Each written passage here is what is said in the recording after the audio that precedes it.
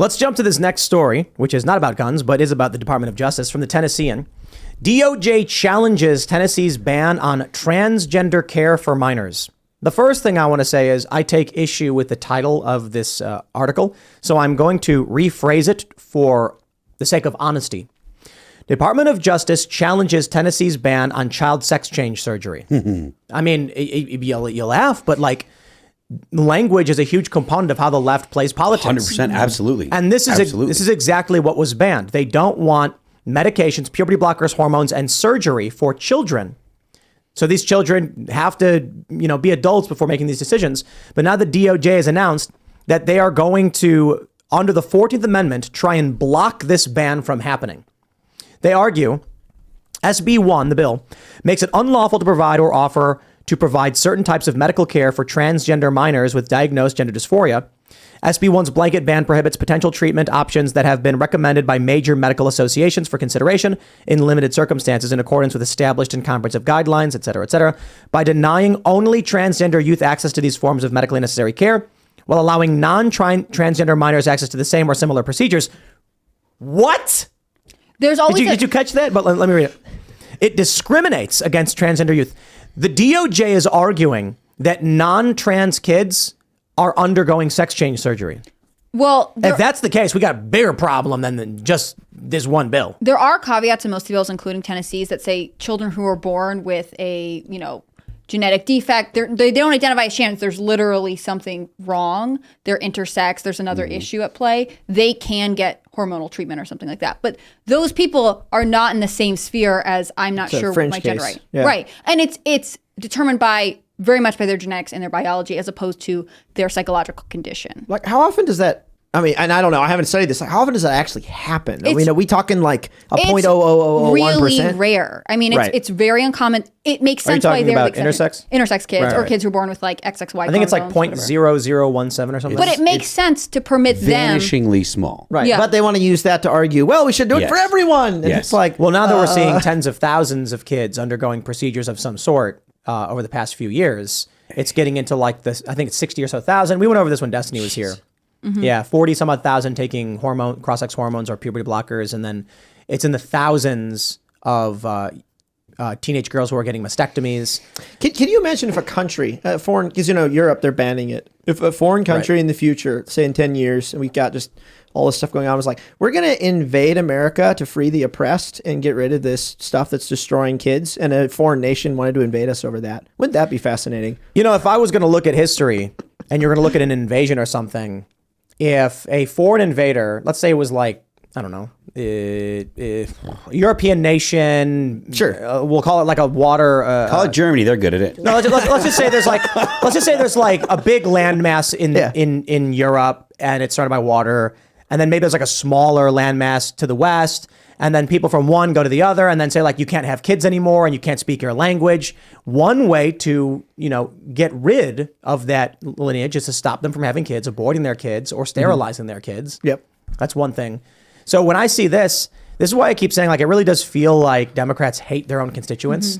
Because like if you went to someone and said, have you considered sterilizing your children? It sounds like you're insulting them. I think there's a deep nihilism that comes from most of the philosophies that come from the left. I think that there is a real significant dislike of humanity. The whole environmental movement, I feel like, is anti-human. A lot of the left, I feel like, is anti-human. So it when you say stuff like that, it doesn't sound like you're talking about something crazy. It fits right in with my of concept of the way the left thinks. It comes from the same sphere of humanity that produces articles that's like, here are 30 women who talk about why they regret having children, and it's like all selfish reasons. I will point out that the DOJ. Let me tell you how great my abortion was. Yeah, exactly. Like you don't want to be with these people anyways. But I will point out that the DOJ sued Alabama for similar reasons. Alabama has Senate Bill 184, and it's effectively very similar, right? It's restricting the medical procedures that you can offer children who identify as transgender.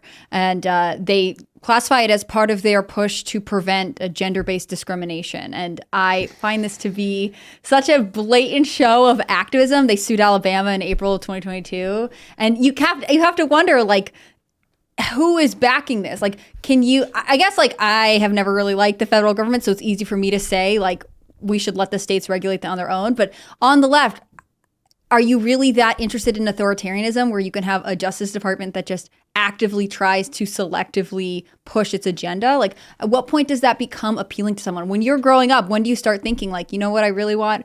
A really strong central government that promotes an ideology that destroys children. I don't think that the government, I think the government is a from their perspective, the government is a necessary evil to achieve the ends that they're looking for. And they don't think about the fact that when you empower the government, you never, just continues to amass power. It's not going to give power back. So seems crazy to me. The other part that I find interesting is that the DOJ put out the statement saying, like, this is a terrible thing to do, especially for transgender identifying youth, or they say transgender youth, but who are already at risk of suicide, depression, etc. And then the Tennessee Attorney General, his office put out a statement saying, like, actually, no, this is not a confirmed way to treat children. In fact, having them go through these treatments can increase suicide, anxiety, and depression.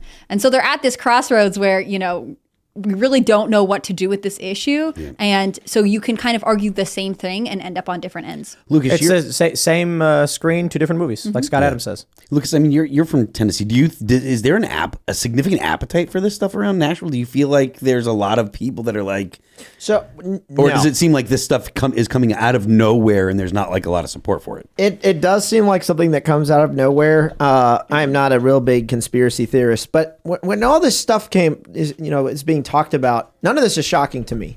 And the reason this isn't shocking to me is for the last 50 years, everyone has been desensitized to being okay with murdering babies. It's something like 63 million, I think is what I wrote down. I was doing some research earlier today. 63 million babies have been aborted in the last 50 years just here in our country. Wow. So over 50 years, people have been desensitized to it's okay. It's acceptable. We can do it at 4 weeks, 6 weeks, 8 weeks. I think someone was telling me it was either the West Virginia governor a couple of years ago was saying after the baby was born, or it was Virginia governor. I can't remember. That was Virginia. And so with all this trans stuff about kids, if people don't value their children before they're born, why would they value their children after?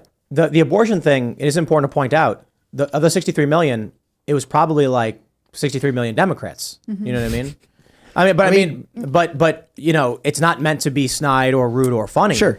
To make the point, like, those are the people doing it. That's 63 million votes gone in 20 years for the Democratic Party. Yeah. And that means that the politics around abortion is going to change. Mm-hmm. No questions. I mean, people on the right say, yeah, but they're trying to indoctrinate our kids. And I'm like, yes, but you're aware of that. So as long as you're aware and you're resisting it, then the likelihood they convert your kids into being, anti-baby, is very low. Well, and the trans thing too. I mean, I've only seen a few, stories come out of kids afterwards who say they regret, you read it. There's a lot. Honestly, it's probably the most sad, depressing thing I ever see are the stories of those kids who are like, I can never get this back. I made this decision, or my parents had me make this decision. I can't do anything. And I feel like, in the next 5 years, those are going to blow up. There's going to be a lot more of those, or the suicide rate's going to go up even more. So at what point are people really going to ask the question, or are they going to squish all those stories and just keep doing it? We've seen it before. I mean, there have been practices that have been banned. Lobotomies are banned. Yep. They would go to people and say, I think the appropriate treatment for your child is for us to remove a portion of their frontal lobe through their nose or something like that. And then they would turn their kids into zombies. Wasn't there like a Kennedy? Yeah, it's Rosemary Kennedy. She's the first daughter. So it was Joe, John, and then Rosemary. And she had, they believe, didn't have enough oxygen when she was born. She always had some sort of brain disorder, and it became progressively worse. And her parents eventually heard, hey, there's this cool new treatment. It might be able to help. And they were desperate. I mean, I think everyone looking back recognizes how wrong they were. But when you don't have the information, I can understand. Always 2020. Right. Yeah. But even then, there was enough. I mean, I think at the time when she had her lobotomy, it was only 100 people had undergone them, which already seems like too many. But again, if you didn't know, and if they're, as they were, misrepresenting the results of these things, I mean, I understand wanting to help the people you love, and especially if you're desperate. But I think it's obvious in this case that waiting is the best course of action, right? Offering other forms of therapy and really discussing with your child what's going on is so much safer than saying, take these drugs, alter your body. Well, and I also feel like I saw a video, I think it was Jordan Peterson who posted earlier today of, and this obviously isn't happening for everyone, but it's probably happening more than people want to admit, there was this a bunch of TikTok videos of this dad with his trans daughter, and the report was that he was using her for likes and attention. clout, yeah. And that right there it has all sorts of problems with it. But I would be curious how many parents are going through with this to keep up with the Joneses. Yeah, it is like, now the new thing. Oh yeah, my kid's trans too. Yours is too. Hey, I'm doing this, you know. And I mean, the kid's just a pawn. Bill Maher mentions it. We're seeing it in California, but not Ohio. So either there's something happening in the water in California, or they're socializing their kids this way. Well, and during COVID, when students went home, there were all these anecdotal reports about we used to have, 6 trans identifying students, and now it's only one of them. A bunch of them decided when they were home with their families that they didn't actually feel this way, right? Like, of course, it's anecdotal. I'd love to see hard numbers on it, but there is something to be said for the social contagion aspect of it. I think you're totally right. I miss the days of the Tiger Mom, when it's like all these women trying to make their kids be the best of whatever. Like, instead of trying to make your kid a different gender, can't you just like stress them out about getting good grades? Not that that's a healthy way to parent, but yeah. Thanks for watching this clip from the Timcast IRL podcast. Hang out with us live Monday through Friday at 8 p.m. and become a member over at timcast.com for uncensored, members-only shows exclusive. Thanks for hanging out, and we'll see you all next time.